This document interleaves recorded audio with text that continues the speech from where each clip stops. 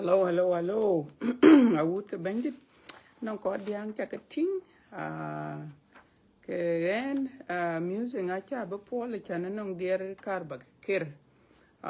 Nong dier karba ke kir tene teaching music. Din tong dier bu ke kir. Edit board kutya detem kudiak. Did board kutya detem kudiak. I dear ter ke golden bell ye ke chol golden bell ka din tong ke dear ke jamla ye a walk twin de pir bang di dien yar chi man chin chin twin kan walk ne balam wan in kana pam chitye in karbindit in chayang na pyo in wedye pir in ye ya chwin de pir chwin de bindit where do la ye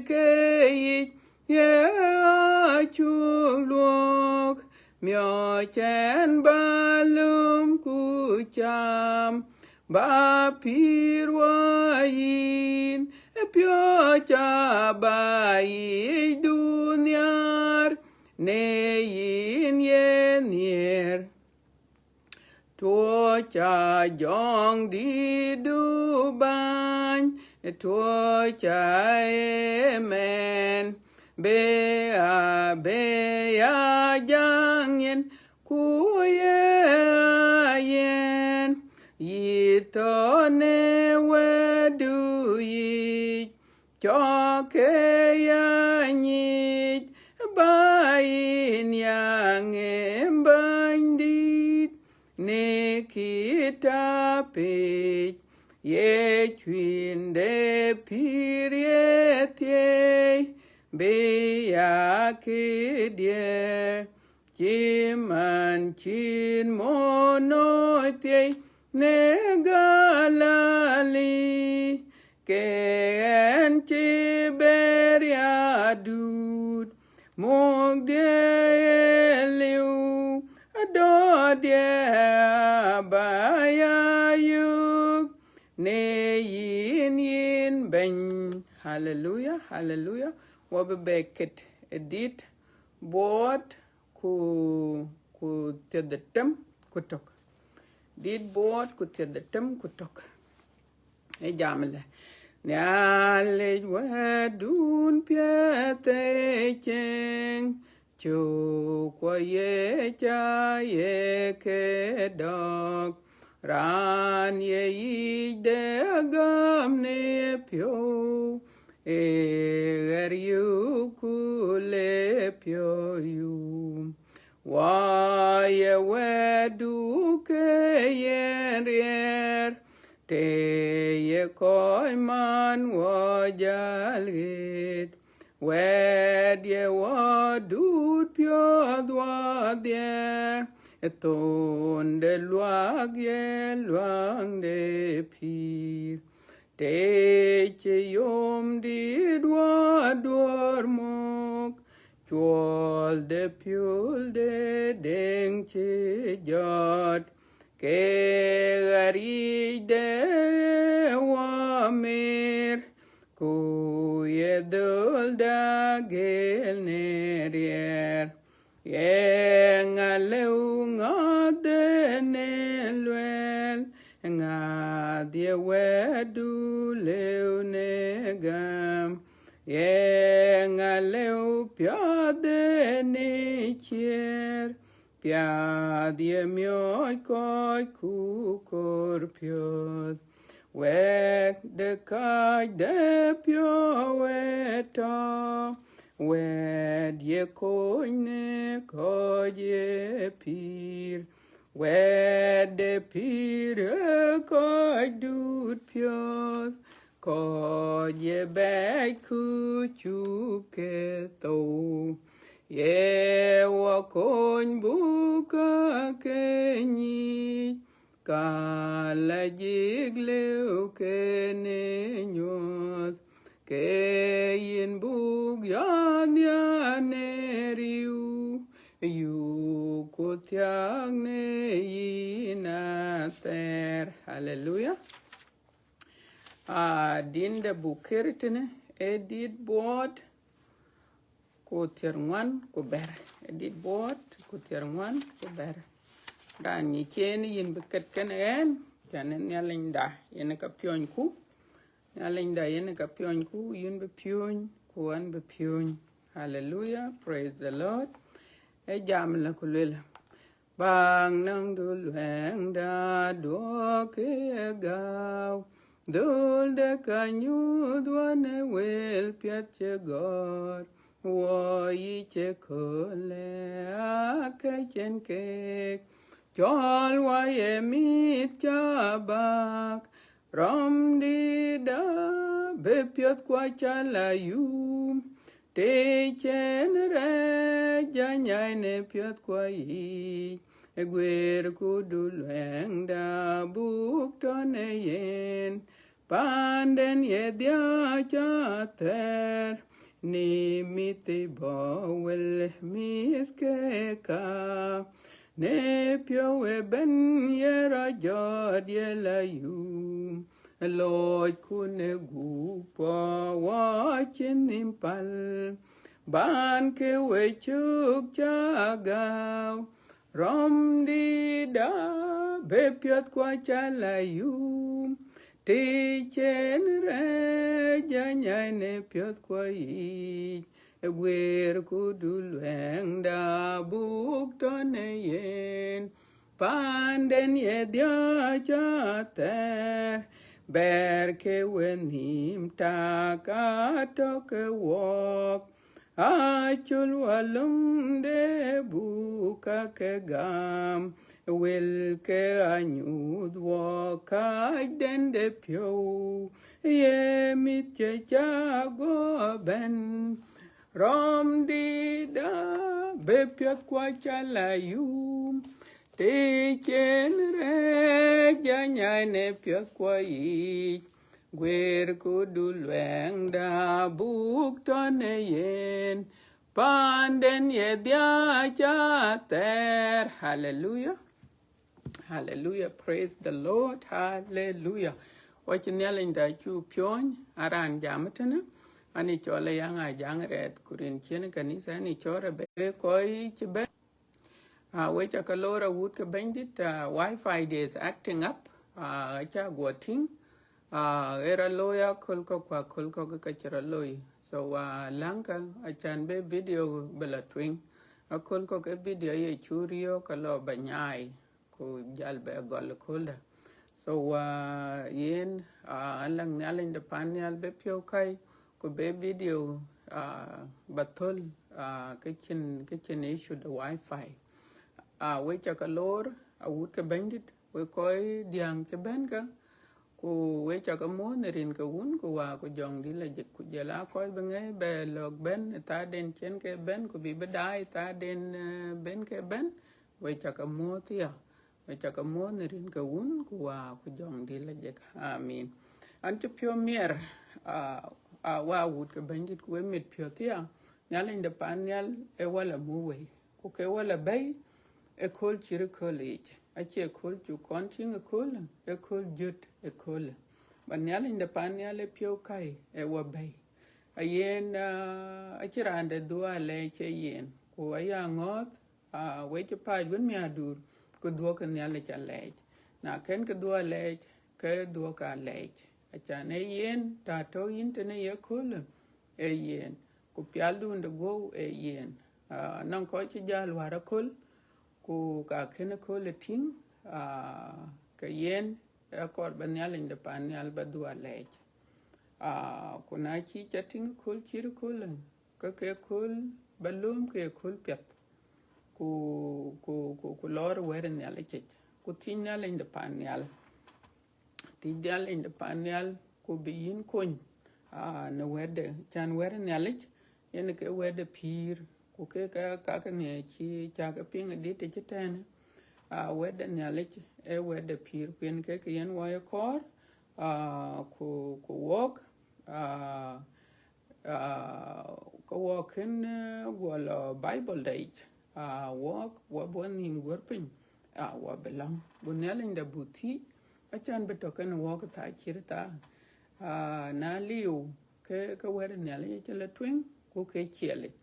en ka yen wa kor ben ne ale da pan ne ale betoken yin ku betoken en ku bu walk be ya yen mid walk ke kor bu ping ye kola yen len ko nyali ping long da ku ni cho de tinong in baba una tie ku doru ni chu kerto bendi da yin chu do ale nyali ko pio kai dun chin pio kai no wo ku ni dun ni rin wo kin wala mu we ba wa bai ko chir ko le baba e kiran le o kene lo ye yin to gin nyali pir na cho wa bai ko chir ko le ko che bani nom baba ne long ba pio kai walk ku ba walk miet ne ke wil bu ka ping ye ta ai wil ku yin bandit ku kai wil ka pir ken ka yen wa ka kor ku yen ka chale wo ka bu ka ya kor bu ya kor red yen mi the pir the way baba en ka bi wo ka ye ta ku yen ka bi a wut ku ya da bi ka wil ka bi cher ken yin wil a do ku yin ya ko ba kai pio guide me ne ke ka ba ka wil ka bandit bi a wil ku ba wut ku bi ba wut ku ba ka touch e ke wil ka ku yin ke chok de ya yin ya ko ba ne alendit jan yin ka nam rier kriye ban kana cha ti ne ren ka un ku wa ku jong di le jet amin amin so yin ka wa wut ka bandit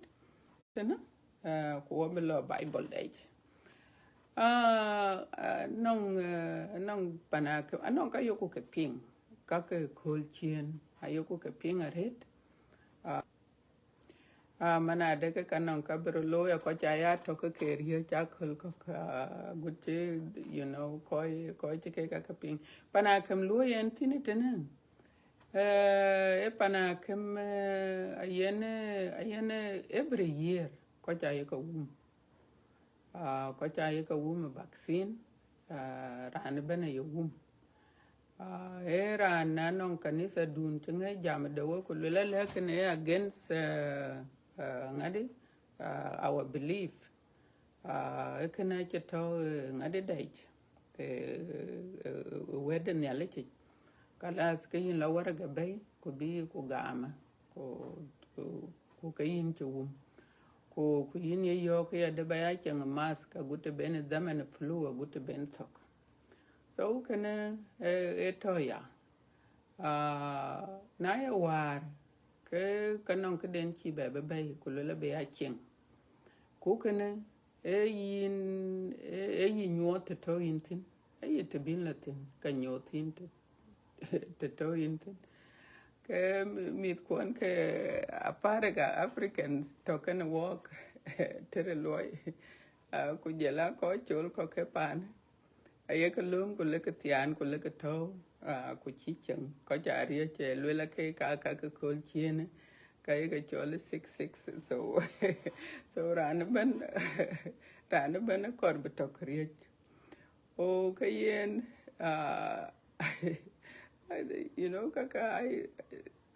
kaka ko chien ka ko ngade I very serious so walwel ke tag de yen number 66 o chi kor bi chen so we to ko kana na ya war ke lwele ya da lwele ID chan ran ben pana kem long tin yin take ngadi yin take makana medalage makana yin take tin e danka ye kor or second or kabin ka kongai la na da wa so kene loy away take tin na che kui cái yin la ko ka che ko kor ka ngadi kui kor ka bang du ku jela ID do ye chen kan yin la dem ba ID do betoken yin ko banyot so ke ka kemane aya dia ka so chi jalbe lele mane ko lele la makana betaw cái chiếc camera betao ku camera abiyin ya nyuot ye yin nga abi sura de yin you know your picture yen ka be ya dom so batekala ke kanyi mana de ka yak yen ke chiteke achane sura de na yin ache thong kan sura to database ku database ato kana kuma to kana ran ben so ke ka bo mat but yada alwela below kadang airport below kadang matar so koy be ajal matar ID yene ke nyodon kulula be ID du ke ting ran kulie chinyin ku ting ke yin so kana lula ka ke belu so we yene the same sura duka be adom nyen kunyi mana de ke yin yana yaka ke te ke tena ke tan sura du so ku yene sura du ne abeto database abeto nango kuma ko abeto create ben so ka karba jalwele ye ke tini anong koy afare ga ke yen mit ken mujrimin achimet ya mujrim ko ka le bay ko la yin bijal ben court yom kide yin bijal ben ku date yen ka binduk so mana abiri eritor achana non koy ka mit ken kwal bion achimet non kare chelo chirano wala chiboli lo idwal non ka anything chirai ku ye ke ben ye chula ku marete ka ye koy ken ye kwal bi ye kwal te ka matar ku je but mana abiri er achirod be lewu ken so ko ko jala careful ka won yen ko ja get away with achirod be loy so achani yen men sura de beto kuna te ka matar ka dom kamera nyen kulele yen ken ko kor bra kwal so kan a lok ke nie kai ku identification e lok nie kai kai tough so kor bu ko ja careful work especially work koi che ko ke pan kor bu ya careful kai bu lung ke pan bu ya kwanchok ku bu ya lui che ke kora kuma ye pan tan cho ko be deported ID no ID be bena be atafare te benrando chayo kiri China jalge telwela na chok chadwen ke chir biana burtok ke ka yokin ye crowd ku loy ki bay so yene ka kor bu ko changa pet bu ko du wer ne lechi ko be ko chap te del ne lechi yene ke ko kon ku yen ke yen wa wer ne le lel ku yen ke yen ne le kor be wede be ping chan be ko be ato ke riu long ne le de pan ne le la gut long ke pin nam be ke yari ya so kana yen ke tien kar ba lel wo be jalo bible den ben war miet ye kolen ato bokero ku ke chok tok bung tok e bung goch chok di tero ku chiera bu gole chok tiene tier ku doro ku yen ka ben wala kochin e jamle alwele ku tim de nyin de kan kapet ku karaj yetok yana chin miet de bicham or yana ka chin miet de bicham ku le yine cham yin beto ne alen de panyal e jam kan adam yo ka adam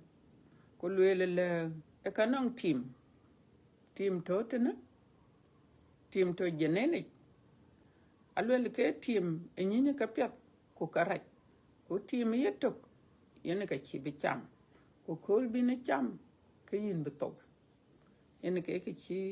e bible a chelwel kwa chu pinga pet wo be lo goch chok di te diak go chok di te diak chok tin the tem chok tin the tem wen ka ben wo koitin e jamle a go tik tim ting ke pet tim rong mit ke miet de ni cham a go tik tim ting ke pet tim rong miet de ke ne cham ku ye tim be koch cho nyikan ku ye tim be koch cho nyikan ago metit ku chiam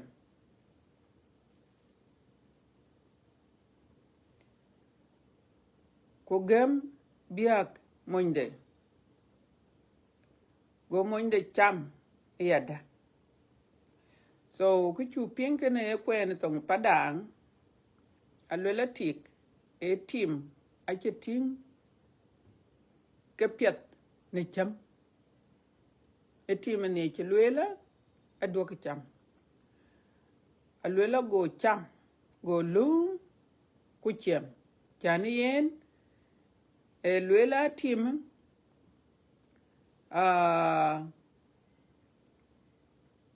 abien cho nyikan lwela tim abien cho nyikan go lum ku chiem ku yanga yoke ne ke tim bin cho nyikan e jok yoku yin monde go cham so wo be ko jitene yen ke bible da kene ben a chuping nyalin de panial e adam ko kawa a chika yok ye tim do ke chem ye tim e tim de nyin de kapet ko karach ko kol ben we cham ka we beto or kol bin cham kin beto lela go tik go ben bi ku ting tim go ting ke pet cham lela go kor bekanyi so yen go lum ku chem e ku yin monde yen ke lel ke choka kada so wo ke ben wo jal jam e ye ko lo ut ke bandit e ke chol Thon de Wei e ke chol Thon de Wei yen ka ben wo jam Thon de Wei ayoko ping ko ju cha ye wet kwa ayoko ping but yen ke chu jal kwen tena ku ka cha ping Thon de Wei e kererich ku karaj ku beraj achin ke thong ken yen e pin no metena achin ke thong ken Thon de Wei e pin no metena achin ke thong ken Thon de Wei achi kor bu koy ping e kere Thon de Wei achana raj ku ka chin ke thong ken yen ku ka kor bu ping apiat e Thon de Wei achen ye chu kere to achen gum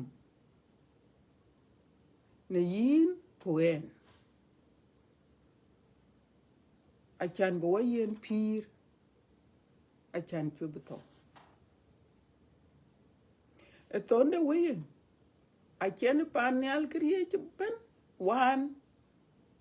achan bi yin kuen be kun yen Thon de Wei chan nyal de panyal a chi kor yin kuen buto en ke chen kriye chi ben a chin ke ken loy a chin ke ken loy nyal de panyal ne riede a chan ba pir kuyen ke yen wo yen min ne gol wi ka dem ken kawa nyal de panyal a ken kon ko ne we de mendaran ku yong yen mendaran wet every generation be ben yong yen mendaran wet e yen Thon chan chi kor buto e Thon yen Thon de Wei a wut ke bandit nyal de panyal a chin ke ken loy chan ba pir so it is now up to you kuen a chan bu pir elonde chi loy kulondu yen ke ye lekin ba loy so what we just do what we just it's on the way it's on the way yum Thon de Wei aye Bible well e ke po de Wei ken nyalech bo Wei bi po ken nyalech e ken yen ke Thon de Wei a chante chin nyalech ka chin pir ke men ran a chi pir eta yen nyalech yen to ken yin ka yin pir manon to nyalech ken adam ken kawa ke ken go lun a ke to ke pir na lo koy lun ka tuo la ben kanen ke ne cha pinga lo la kul ben we cham e tim ka we beto ka yen ke chiro loy adam ken kawa abdia ke chap dia ke cham ku dia ke loy ka ken loy ke why what you jam Thon de Wei nyali che jam Thon de Wei ke we to ken en ku we to ken yin ka yen ke ka jem nyali de panyal ke ku ke we ka ato ke chito Quran ben pin no meten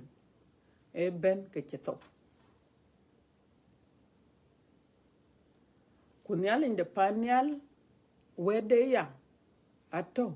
ke lewo ago ku ben ni tuo we ku buku no nyali wa wu ke bandit Thon de Wei a chi Bible che le wo ke tena e bung ngade che le wo ke bung e patoi che le wo ke bung e patoi chuk di twan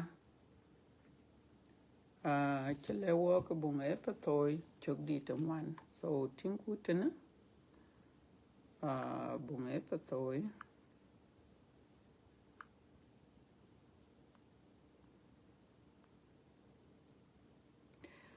a chu ping ne mana de ke yen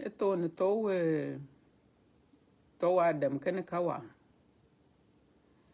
elung ka chi dong ko e dung chen ke lung de ne la chi dong ko e chan ke ne e chi na li ta ke ye lung le do ko loy ko dong ko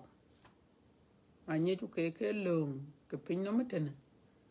a chu ke dong ko de chan na dong ko ti de ke yini lo se jene ko ko na chi ke dong ko ta re ko da twan na ke ko no ka so lung a ni ku a che ku ko so lung de nyali dung de lung de nyali ko ene ke ya Thon de thiêu na chi thiêu chi to ke yen e pa ke ne nyali a wut ke bandit chan ben nyali de panyal chan ba be pir en ke ko on chen ben kule Nicodemus lwele Nicodemus a lwele la na ken ran be dit de jut kin ci chang de pan yalla ci ting yo ngoken a chan men de ran etoke ci to ku ka lwele ni ala ci bo be dit de jut ku de jut yo ngo e ban yalla de pan yalla be ben ni chang du be ben yi pio ba chol yi pio jong di la jek be ben be bi chang ken yin chan yalla de pan yalla on chere na dam ken kawa yen ke kut ke yi we ko we ka chen adam chen ke bela pir le la de meto ke ye tio ke ngwan ku chi kwa yo ke chi war pa ne je nga ni ku tio ke ku chi ke ran ku chi ke wo ku na ja nang rier ku ti we ke la chat bat rier a liu ken wo to ken nyale ku kai we ke ka ke kot ke wagu adam ken ka wagu so yen nyale de panel yen ke ya pir yen wo pir ta de nyale ken walk wai to ne loy rach anon ke ye chol rech yen ke men rana yen na ku dung lonko e men ran ayen na ai we ai ke jo ai ke na ku nang de Thon de Wei e ba po ken nyale chan nyale de panel ku rech a chemat a wut be bandit so what you te chu ping a ke to ye bay a chi bible a chi le wo ke ne bu me patoi chuk di te one let's say chuk di te tier a le ke chuk di te tier ku doro chuk di te tier ku doro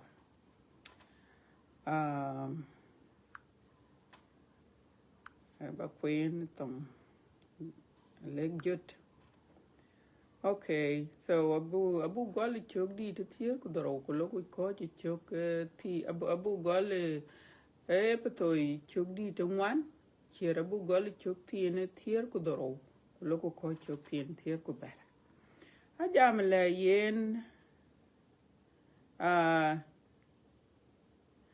yen en lwel yeken ku ya we yong ne bandit ya we ci ber chap ci man de jor kok ne dit de piot kon keng man ye tang den ka to ni cholet keng man ye tang den ka to ni cholet ku ci ka teg we ne pirich ko ye ne tang den ka to ni cholet ku ci ka aye ka te we ni pirich chating so ukene ke koy ka ache be nang pir ko ye tang den ka to ni cholet pa bu pingala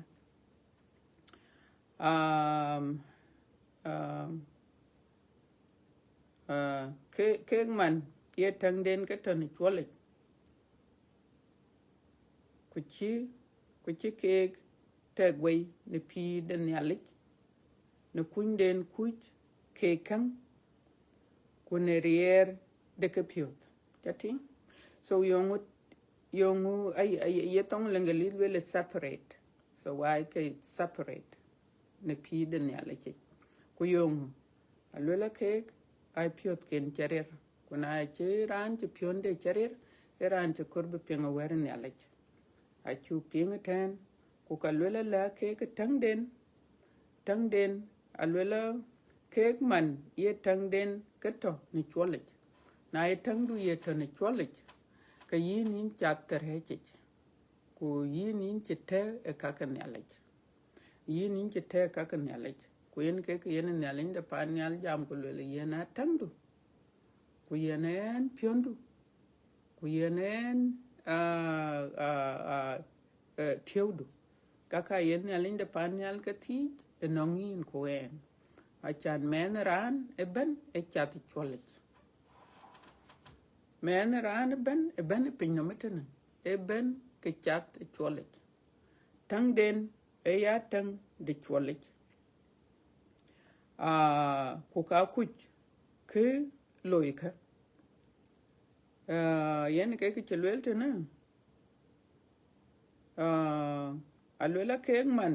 ye tang den ka ton cholich ku ci ke teg wei ne pi de nyalich ne kun ku ke ka so na ye nom du ye to cholich ku ye tak chi tak kak ka nyalich ka bi yen pir ka yin te wei e chang de nyalich ku because yin ku kan ku ne rier de ke piot then ko ci yada non ko chirmani parasayon ake chike piot chu chere re ta che kor bi peng wer nyale a chogi chu kor to cho ben non ke ku lwel wer nyale ke chi kor bi peng so ke koi ke ka ye ke choy koi chi ke piot chere ku ka chin ke kor ke bi peng a che kor bi peng wer nyale ke kaka ke kai a walk che nyej wer den nyale te chen wa piot ko charir piot ko chu ka charir ko chu kor bu ping wer nyale ka yen nim ko ai to ke chi chol nim ko ai to ke chol ku ka chen ke nyej ke nyale de panel e wale wilke pir ke ka chen ka wat wo ye chu kerto wan ye chu kerto be ben bo wa be le ke wilke ku lele la alwela wa to ai ku we na wa yi ku je lwel e ke ka ya ka loy tene ka a cha ke loy nom dia e ke ya wa ye le ka ye ne ka ya loy ku ke ya tin ka loy wa ye ne ka ya loy kwen ke ko kon ya le no ngin ku no ngen a tan ya le to wo piot ko wo che be lui ka ka piot kwa wo che be lui ka ka namda ku namda che ber ba to ka chol ku ke piot kwa che ber ba to ka kerer ka ya le de panel ko wo ja lui e kre pionde e ka ko rien yen ya le kwa che ka ka piot kwa jan ka ka piot kwa wo e mar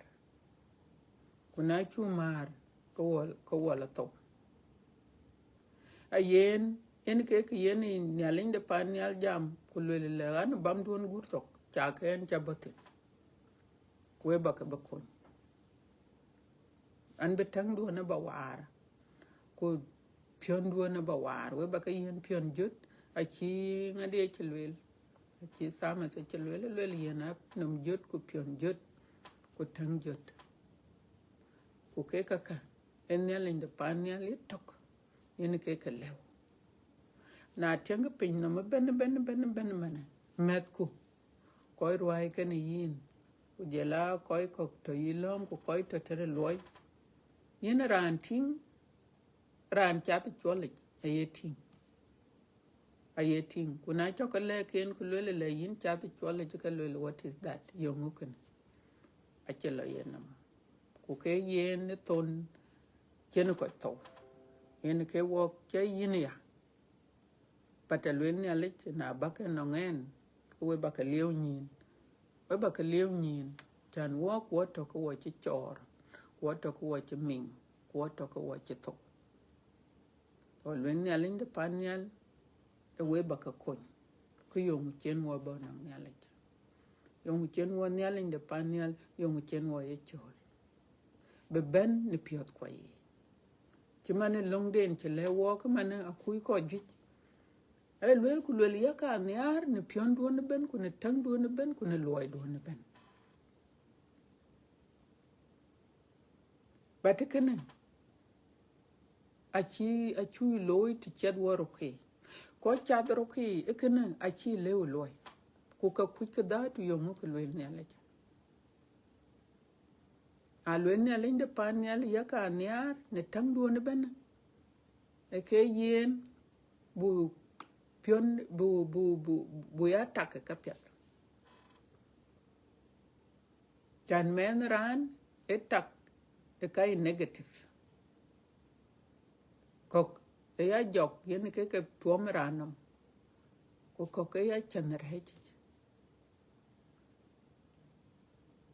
so nyal inde pan nyal chile baniar te chatin ya te chatin ye chani baya tak ka namdu ba lui ka namdu ka nyal che chinyar chile balwele yin nyal wen ka yin nyal inde pan nyal jam ba ke no ngen ku ba ka kon ku lwele yen ka piondu ba yen nyal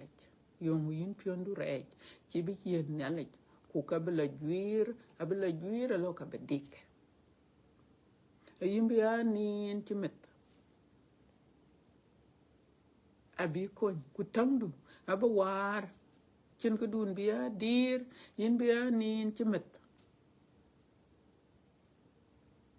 yong yen wo korbu kon roki ken kanwan wok ku nyale cha yogwok lwel baka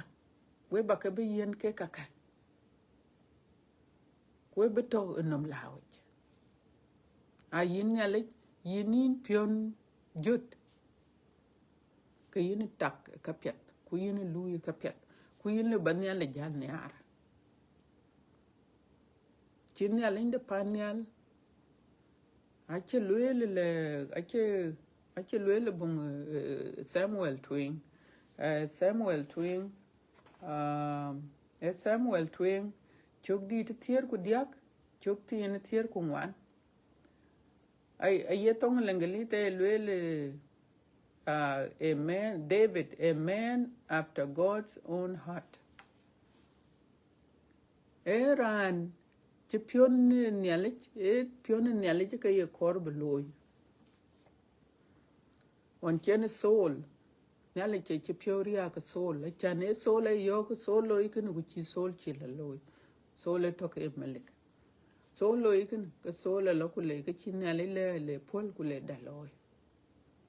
ka chi nyale che chen ban belu mi chen ku yin David ku le David yene ke ran pion de ting ku David anyiku ka ju cha ka beloy kuen ka kon nyale che nongi ba ben nongen nyale inde pan nyal ba pionde baloy ba kere pionde baloy ku ba ka pionde bating wen ka kon nyale che nongin ku en ku kai ka piat a che karaj Thon de Wei en ka jemo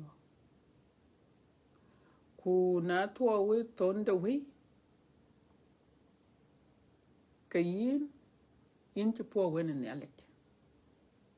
ku ka yin la ma nya ber tin ku Thon de goda tin ku wo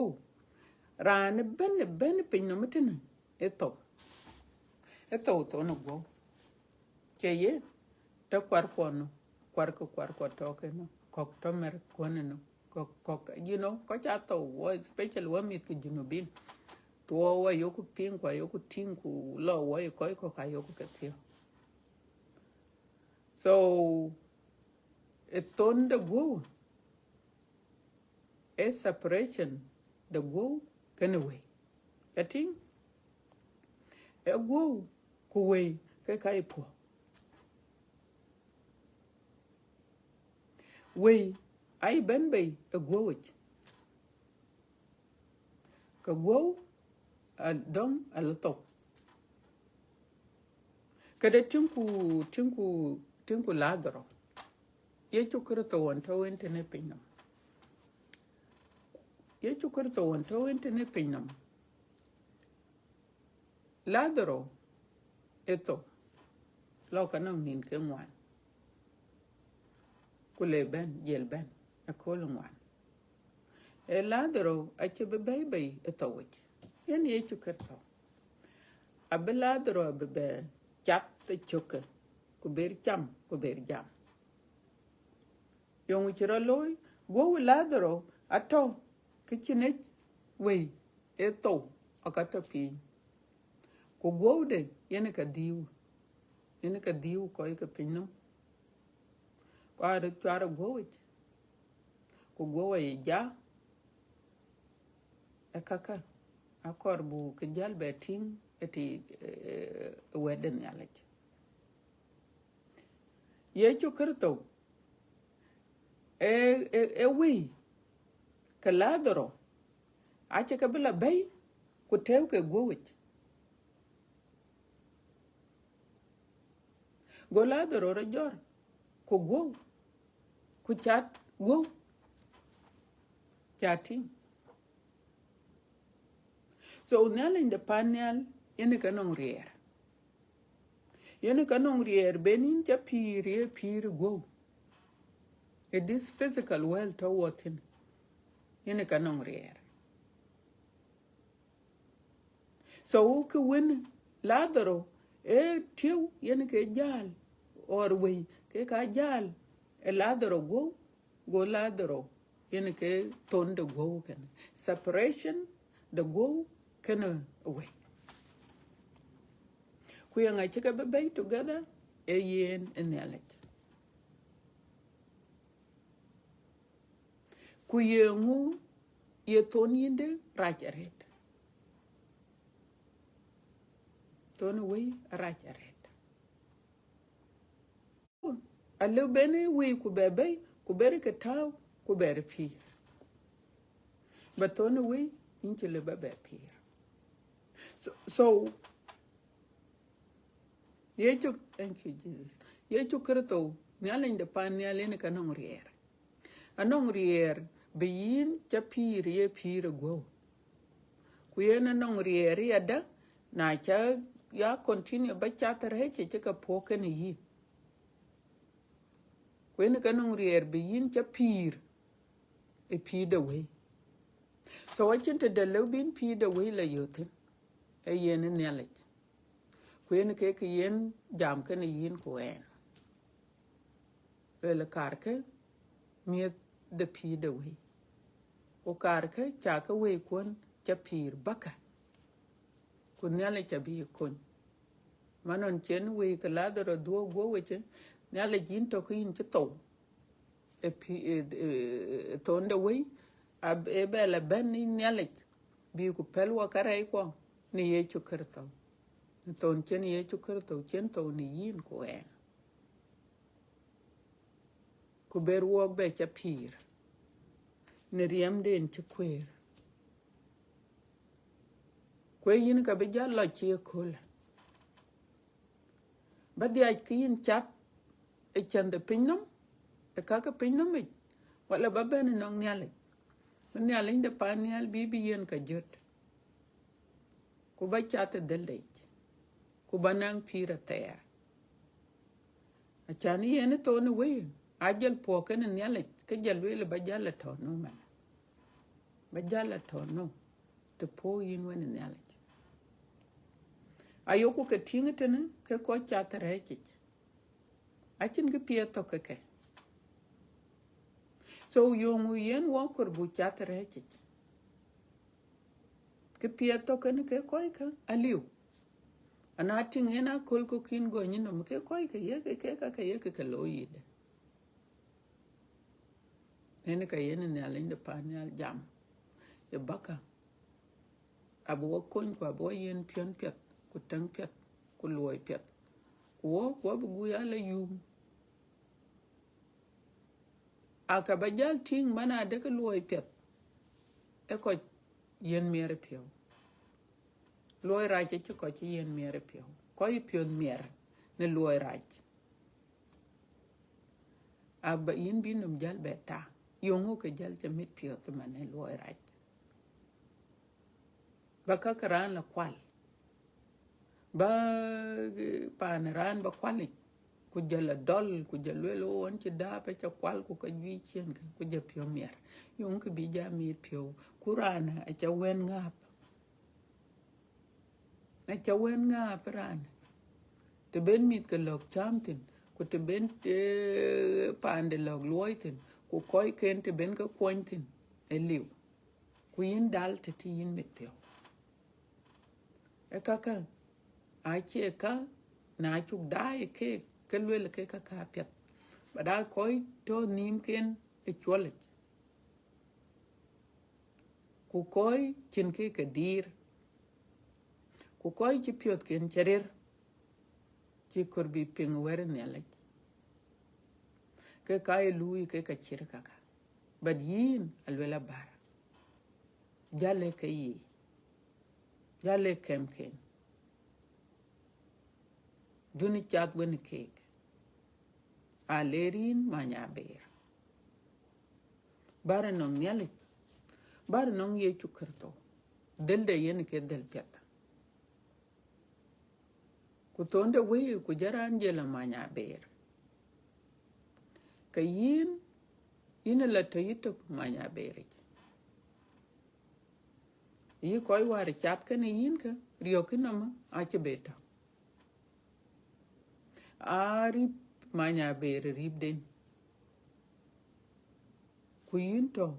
yin gum gomdu aba gum gomden ku yin gum gomdu wala family du ke bakati tag the family du ata panyal ku yin ka jel gum e manya bere because of a wrong choice. So don't do it. Kan koi ke pin no mai ko telwe koi to pin no mete na ko telwe ene ka yen ni ale chelwel do ko je telwe ku je la jako kurbi ko rio ato tinia ka yen ni ale de pan alwele the only safe to bin to kin ye safe to bin to kin ka ku pet e ba ben no nyale e ba ben no nyale yen ka ben we ku to ke safe pa would ke bandit nyale de pan ani arin ku kan yaren akin ga ken loy ni yin ku nen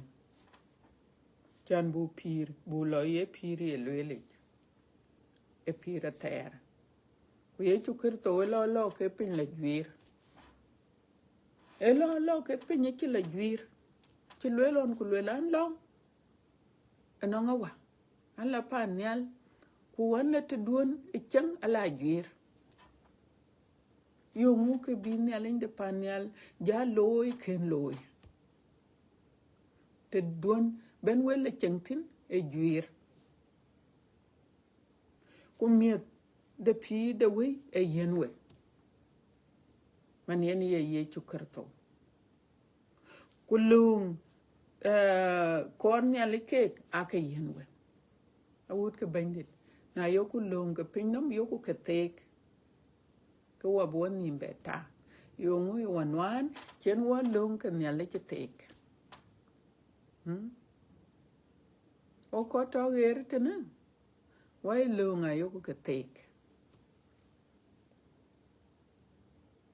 but ke ko yongu yen wa lung ke pinnam yen wa ketek kuna ye ka nya lekelul e chu ketek ku ke kaknele ke kanongi pir kaka akine pir to ma ganu ne ka muk so why would ke bandit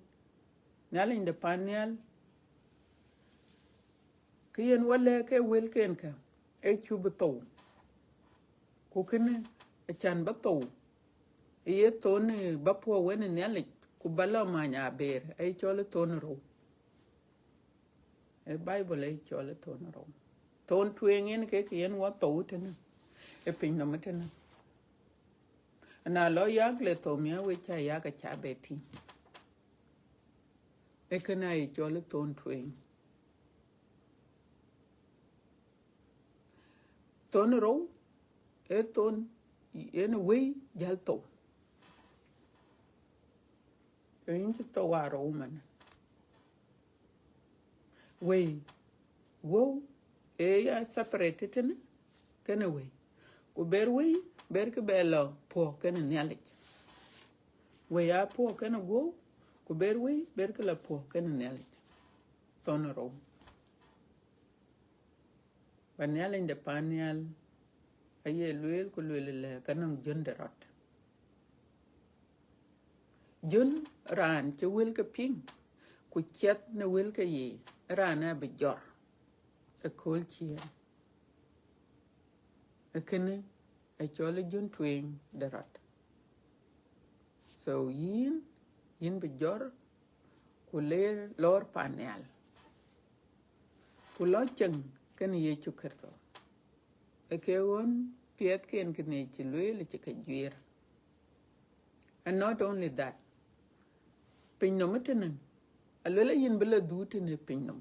te yin ran chenale gam a yin ken to ton ro ku yin chi jori jun twing we kwa ken mar kalela ye chu kerto abela ben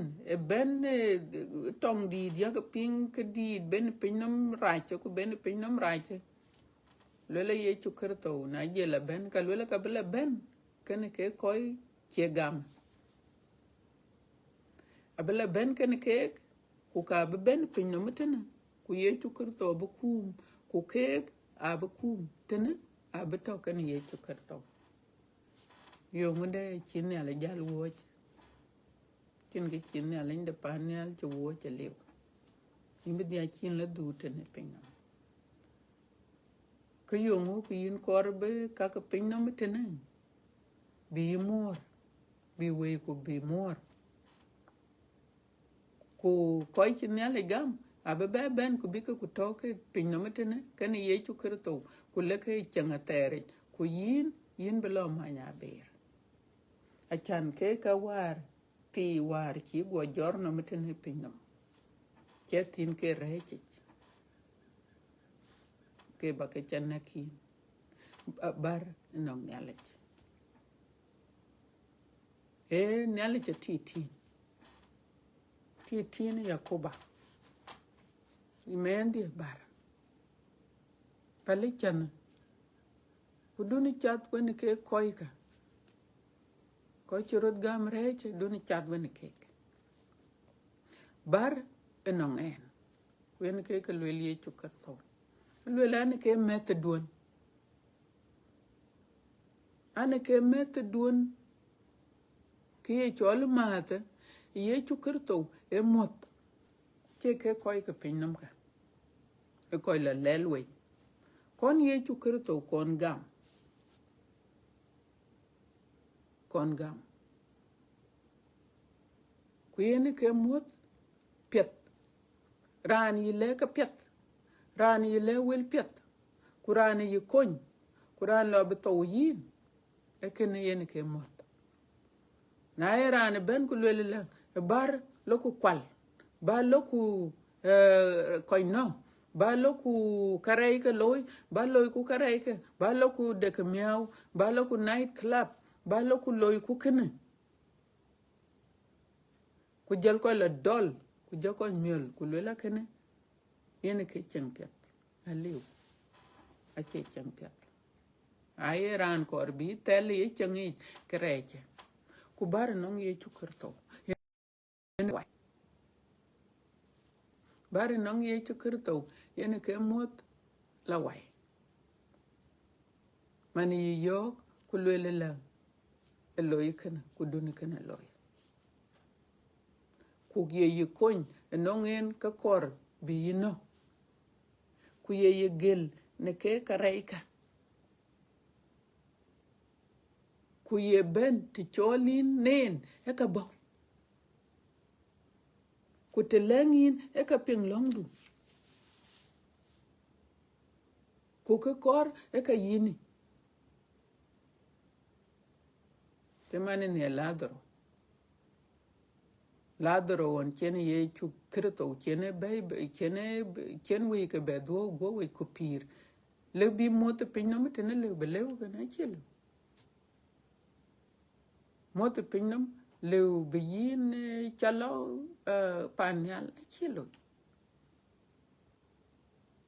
na ye mot pet yen welo kanisa kuya ko lui ka kanisa kuya ko go ka kanisa ai wa ene ke mola wa ye kana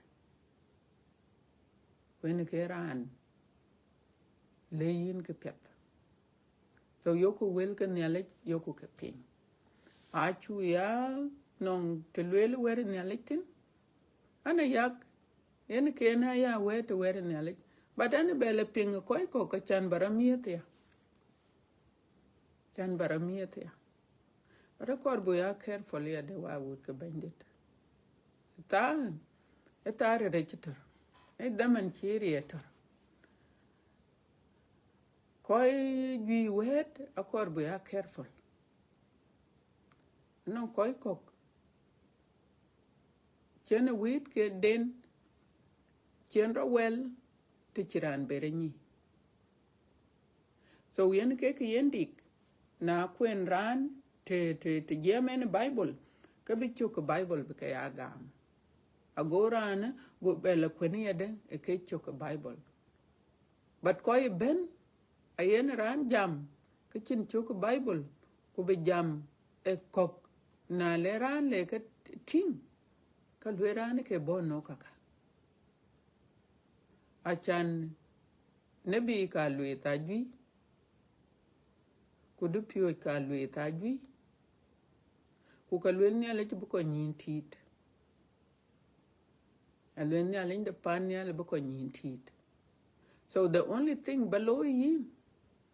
e ba bible ya lumia ku kwen ku lwe ni ale ko nyen yena nyich ba bible du ba lew ne kwen ku ba bible du ba ya understand ba ya lawanum achana gwanyi ya ka long waya chana non koi kokto atel ko rur ku ka chile banyi so that is we encourage everyone the bible be a queen e chi chogla yinum ka queen kulele nyale aya ngot kin ben kon aya ngot kin ba kon kin bible aba chalawanam ku ka ba loy fam achan ka kol tawa ka tinga a chen ka bi aloyrat waye nyale de pan nyale yelwelon kulele na tingran ka chi yeror ka kwanka but koi ka runa very hostile na charan tinga chi yeror kulele ba kwanka la yiman ku ngi la lar ku ngi la che jam kan yin che kuru be jam kan yin so ka koi ye pinka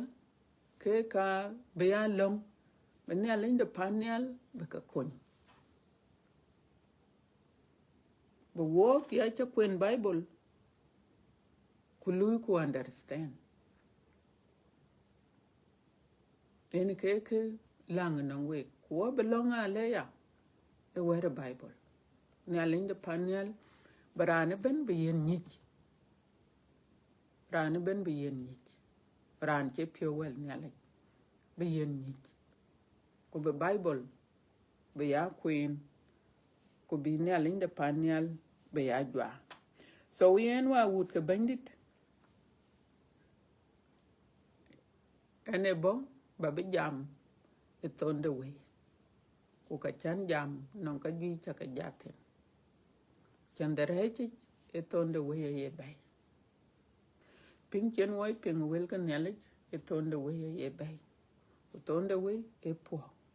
bo wei bi po ken nele Thon de Wei e ben e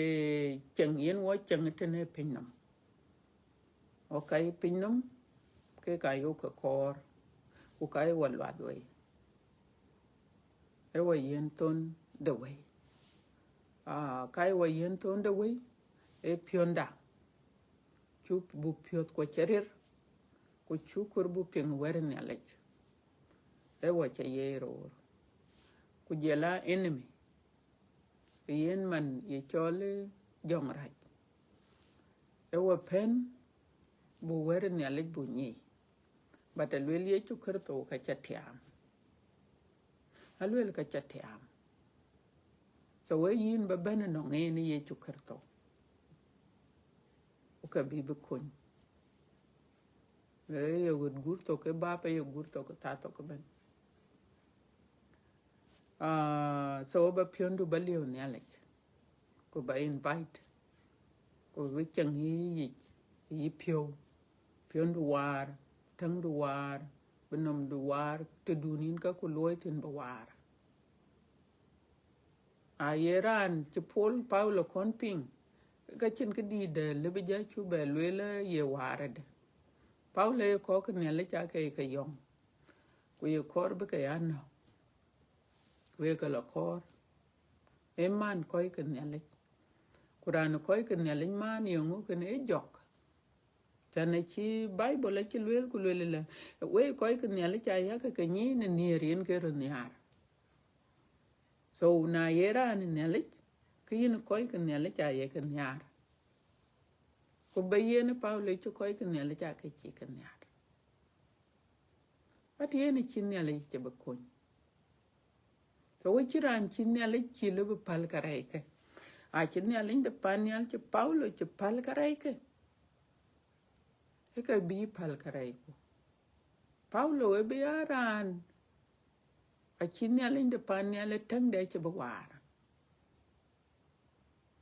tang de no ni tak ku le ba ko ka ne le ya cha na ke ka ba ka la ko ra ci ba po why because ne le je tang de ci war kwen ke chok du ye kol anon ka kun yi nwan ye ka ta ku yine ka ne le je bi war a bi war ba tang do ba war ko chin ne le je bi yen pion jotia yen paulo a wil ke ne ke ye ka le ben be ye tok ye ku ka ngon che wil ke ne le je ne got ke bo je mo ka tin ye kol ene ke be a pion de ke ne chan ne le je to ko ni go a pion ne le je ne ye loy kwen ke chok du na chon ne le bo yi pio ke pion ne le ka ba ya loy kun ne le je ne ka bi ne kon ba pion de ya loy kwen ka bi ya le ku le loy kan ku dun kan loy kwen ke pir kan paulo ata pan ne le ye kola kuna dia ke chate de lo ne e de to ma nya bere je kola to ne le de kai de pio ku ke ne le de ne e kiran reach be ben no ngin ku ka kiran chi le be pal kareke ku ka kiran chi le be chabo panyal oran chi kor be chabo panyal aliu so we yen wa wut ke bandit e kene yen ke babelwel miet de pie de go miet de pie de go dun ko lom ke dit tene penyam yen bu ya loy akol ko wako ku lui ku gut chin na lo to mi ha yi ka dong pe lo ne alinda panial bu kon ben no ngin e che ye re bu ke ka kaloy ba ta lo kan ka ben no ngin ku kriye che ben ba jalien wa an be ko che tena an che ba bela twengaret alinda panial ko ba pir e pi de we yena nang rier aye we ye ka do go we che man ladro abeladro be pir ka yena nang rier in chak tok in che to Thon de Wei ka yena nang rier be in be cha pir ala bi mat ken yen ye chukerto e wa mar pan nyal ko pan pinya che ka mar already na gob de ko na rem de ko pa chen wo pa ken nyal e wa be together aka jale ya individual mane ba jale ya ben nong ye cho individual ba jal ben nong ye chu ba ben nong nyale ku ba nyale de pa nyal ba gam ke du long du ku ka ba ben yi ku yin be pir ku yin be nang pir ter wa ba ko je ten ne rin ka un ku wa ku jong di le je ka amin so wa ko bon nim gor pen ku wa belang nyale pen long da ku ne cho da et nong in baba yakoba de chang nyal ku pen ku bar ku ka ta tin ga dia baba yini tok yin ka le ba wa kon yini tok yin ka le ba wa yen pir ater akirande nong riere yini tok yin bandit ku ka nyit ku mana de ka kiran pen benang pir ater yen bandit e ko irin ku chol che man china lwelu ran rin che chol abe ya kon kuran ye gam ye chukir to gam abelwak kwa chalwel and it shall come to pass ran rin kenele chol abelwak yen bandit yakoba yen ka bo kon paulo won e chat rechich ku ka kenin chol ku ka keni tij bakon bada cha bakon yin bandit in tij ku ye kole yin yakoba bako chat roki baka kon chemanon chin paulo kon baka bay na biungdui chemanon chin paulo bay na biungdui ku baka le wel ke piondu ba wale wel ke piondu ku batoken walk e chiran le be piondu loy ke yin liu yin yakoba ke chi bible le red chiran le be piondu lew na loy ke liu ke yin liu ke ne yen bar piot ko yin yakoba kwa wut ku ne rin ku chol bar non ke yin yakoba yeta yen wa pir wa de yen wa pir yin yakoba ache yara ne ben were ne le lwel yen to ka pir kai pio no wo go ko wel ku lwel yen bende kai pio wo ko yada bu pir ku bu piondu bu ya lew ne loy ku kai ter ken wo kin yakoba ne alendit e yin ka betor ku yin ka beke yin ka bo kon mano lerin israel lerin ke panum wan chalwel ye panum abraham eno ngi koy ka ter ade yin ke belo ke nim twen ku le lo ku tom but ku lor ku ye yin lo ke nim twen ku ye ka la yen tiam wana na ngon chen ke bia lo tong it ke lo ko yu ke to ku ye lo nga ke ne lo do yin bande yin ka be jong ra cho wa piot kai ter ken wok ku kai kor bi wa mo nim we ne delwi yin ka bo kon baba ku ko che bene no ngin ya ji ke gel baba ya ji ke gel ku ye pio kai ke bandit chiranda non kai de pio chi yin wa chiran non ner chi yin baba to bar yin ti ku ba ke ka piet kun ke ba ke chere non wok chana chu ka lew ne loy te chinin baba kana chu ti ne ren ka un ku wa ku jong di la jet amen amen thank you would ke bandit what you talk it na alle ne le gel chen wa gel ku ka tie chia bo la gel ku bo wa ba mar ni ma kol che jir yan yakoba wa ba ko che tenen ren ka un ku wa ku jong di la jet amen